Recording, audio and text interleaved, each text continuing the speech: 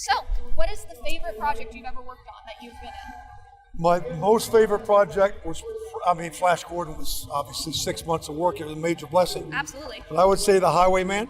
Ah. Why? Because I'm an outdoorsy guy, and we were in the great outdoors of Arizona, in the desert, Phoenix, Scottsdale, for 6 months. And I got to dress like a road warrior, carry a sawed-off shotgun strapped to my leg, That's amazing. and drive a big 18-wheeler. Now, what else?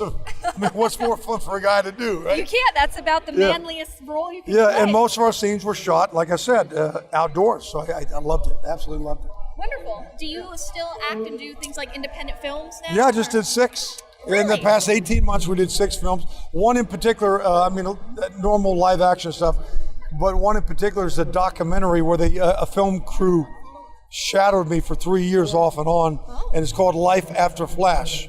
Sort of part of my life story. It's wonderful. I mean, you never know what you're going to capture on film, what we're doing right now, right? Exactly. So you can't really write the script until you're done filming. Right. So yes, it's entertainment based, but because I was very transparent, I just basically talked about a lot of my choices in life, especially in the entertainment business, how I was faced with a decision, why I chose that, the consequences that followed, and then how I dealt with those consequences. So it really has a impactful message. It really does for any viewer, young, middle-aged, or old.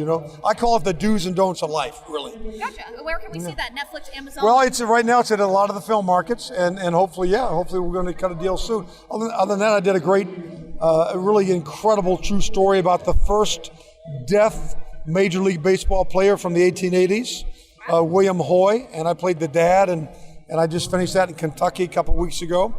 And then I did a psychological thriller, and then I did another comedy spoof making fun of me, again, making fun of Flash Gordon, and a comedy called Enter the Fist, the Golden Fleece, sort of like all the old 1980s martial arts films.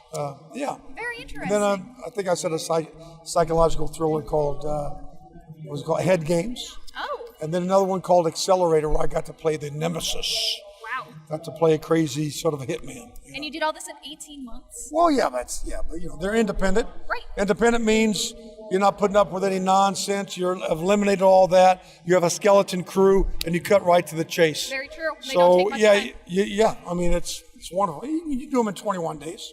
Yeah. Wow. That's amazing. Well, thank you so much for your time.